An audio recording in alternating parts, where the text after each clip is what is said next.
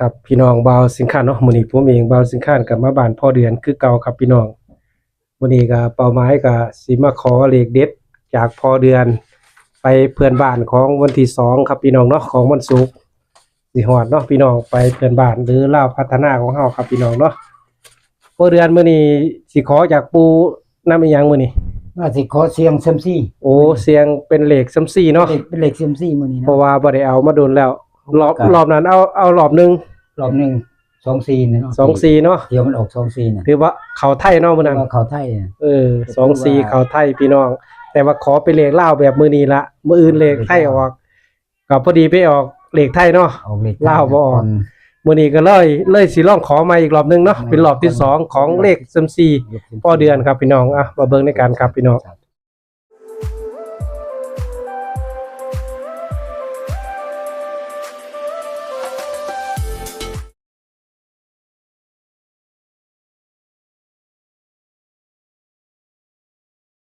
สาธุนะโมตัสสะภะคะวะโตอะระหะโตสัมมาสัมพุทธัสสะนะโมตัสสะภะคะวะโตอะระหะโตสัมมาสัมพุทธัสสะนะโมตัสสะภะคะวะโตอะระหะโตสัมมาสัมพุทธัสสะอิมินาสการะนะตังพุทธังอภิปูชยามะอิมินาสการะนะตังธัมมังอภิปูชยามะอิมินาสการะนะตังสังฆังอภิปูชยามะอะระหังสัมมาสัมพุทโธภะคะวะพุทธังภะคะวันตังอภิวาเทมิสวากขาโตภะคะวะตาธัมโมธัมมังนัมมัสสามิสุปฏิปันโนภะคะวะโตสาวกสังโฆสังฆังนามามิสาธุสาธุสาธุเด้อบาอาจารย์บิดามารดาปู่ย่าตายายก็ดีหรือว่าสิ่งศักดิ์สิทธิ์เทวดาประจำกายที่ปกปักรักษาอยู่ทุกมื้อเนาะก็มื้อนี้ผู้ค้าเองก็สิขอโชคขอลาภหรือว่าขอเสียงเซียมซีเป็นแนวทางโชคลาภเราพัฒนาในวันที่2ในวันศุกร์ที่2พฤษภาคม2568ขอบารมี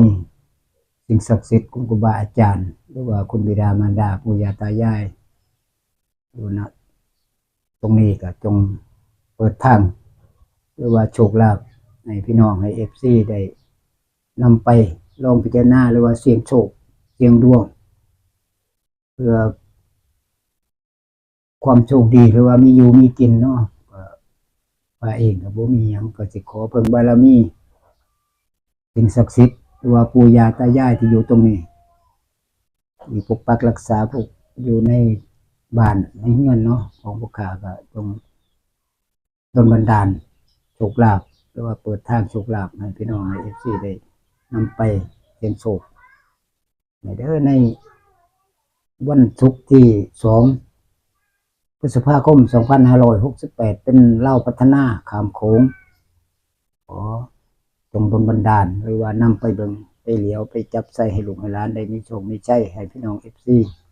ผู้เพิ่นติดตามทางช่องบ่าวเชียงคานขอให้เป็น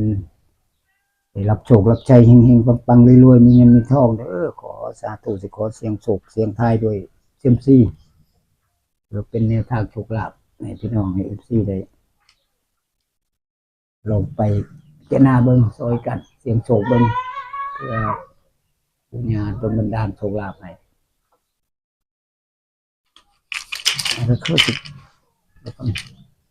สาธุสาธุสาธุเด้อคุณบาอาจารย์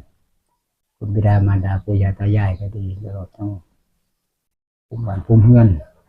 ผู้กายสิขอเสียงโชคเสียงทายด้วยเซียมซีถ้าหากว่าสิให้ตัวใดก็ขอให้หมู่เห็นก็ขอให้ออกให้หมู่เห็นให้ผู้กายได้ฮู้แจ้งเป็นจริงขอเพิ่งบารมีผู้ฮู้แก้วตาทิพย์ผู้ฮู้แจ้งเป็นจริงเนาะสิ่งศักดิ์สิทธิ์ทั้งหลายตลอดทั้งปู่ย่าตายายผู้ที่ดูแลหรือว่าเทวดาประจำกายของผู้ข้าเองก็ดีขอจงเปิดทางเปิดโชคลาภให้ผู้ข้าได้หูได้เห็นในเซียมซีที่ผู้ข้าสิขอเสียงทายเสียงโชคเบิ่งได้สิให้ตัวใดก็ขอให้หูให้เห็นขอให้ออกมาให้หูให้เห็นเด้อสาธุสาธุ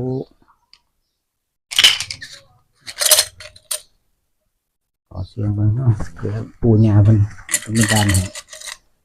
สาธุขอ3ตัวตรงๆเด้อปู่ย่าเอ้ยครูบาอาจารย์สิ่งศักดิ์สิทธิ์สาธุ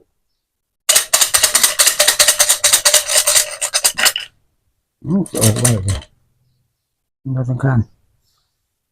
ออกไปเลขสองอ่ะ เลขสองได้มาแล้วครับตัวหนึ่งสองครับเนาะ เนาะ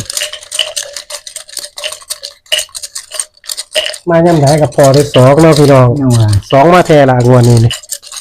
สาธุเด้อขออีกสองตัวเด้อปู่ย่าตายายคือว่าสิ่งศักดิ์สิทธิ์ของครูบาอาจารย์ขอให้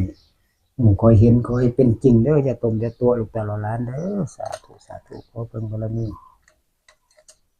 เป็นอย่างนี้กันเนาะมันก็ออกไว้เลย งอกไว้เนาะ เอ้า ศูนย์ เป็นศูนย์มัน 20พี่น้องก็จะเกิดแป๊บเดียวก็ออกแล้ว เด้อพัฒนา เออหรือเราสิให้เต็มที่ที่20เอาละ อีกตัวหนึง โอ้ขออีกตัวหนึ่ง นี่ก็ขอให้ขอเห็น 20แล้วพี่น้อง นี่ก็ขอให้เป็นจริงยัง 201 ยังสองโตป่ะนี่ ครับ21แล้วแต่ว่าเพิ่นเขียน2หม่องไง สองหมองเนาะ เนาะ201เด้อพี่น้อง ตัวหนึ่ง เลข2ตัวได้3ตัวละเลข2ตัวจกลูกปิงปองบ่ได้บ่พอเดียนเอาปิงปองเนาะ เอาปิงปอง2ตัวจับเป็นครูเลย เป็นครู เป็นเลขราง ขอให้เขาขอให้ปังขอให้เฮงขอให้พี่น้องได้มีอยู่มีกินแล้วสาธุ เดี๋ยวพอเดือนสิจับโอเลขราง2ตัวครับพี่น้องจับทีเดียวพร้อมกันเลย เป็นเลยเลขปิงปองนำครับพี่น้องเนาะ สาธุเลยคุณยายตายายคุณครูบาอาจารย์ในนั้นก็ดีเจ้าคุณประธานเจ้าบ้านเจ้าเมืองก็ดีตลอดจนผู้มีเกียรติตาทิพย์ที่ผู้มีเจงเป็นจริงผู้ขาจะขอเสียมศพเทียมดวงโดยลูกปิงปองเป็นเหล็กรางสองโตก็ขอให้เปิดทางเปิดโชคลาภให้ผู้ขาได้เจงเป็นจริงเด้อสาธุสาธุ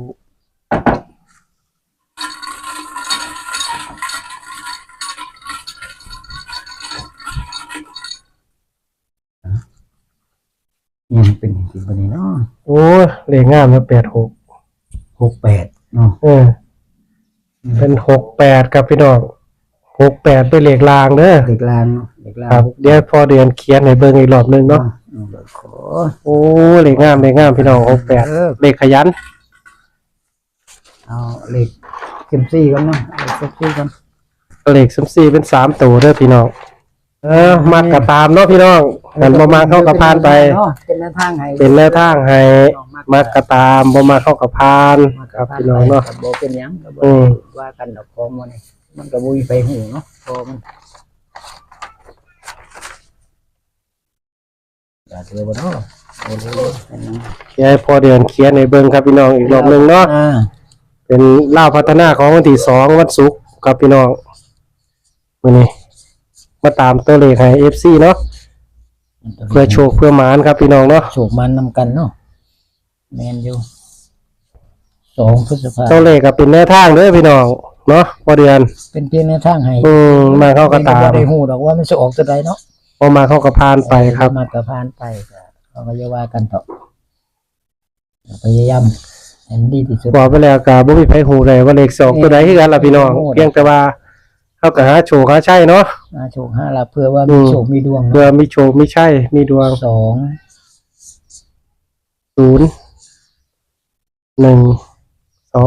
0201ครับพี่น้อง นี่ก็คือ 2ตัวก็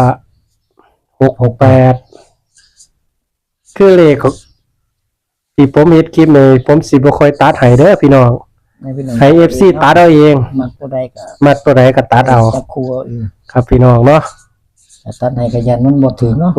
ตัดให้ก็ว่าหลายโพด มันจะเป็นลาย ให้ FC ตัดเอาเองถูกใจตัวใดเฮาก็ตัดเอาเนาะพอเดือนเนาะ คือกับความฝันหรือว่าคงมักตัวใดก็ให้ FC ให้พี่น้องลองตัดเบิ่งนี่เนาะคือตัวเลขมานี่ ครับพอเดือนเว้าในเลขอีหยังแน่ นี่ก็คือได้มาตามแนวทางเนาะทางบอสิงคานเนาะ ครับ ตลอดทั้ง FC ของบอสิงคานล่ะผู้ที่ติดตามหรือว่าเขารับชม ครับ วันนี้ก็ได้มาตามแนวทางเราพัฒนาในวันที่2พฤษภาคม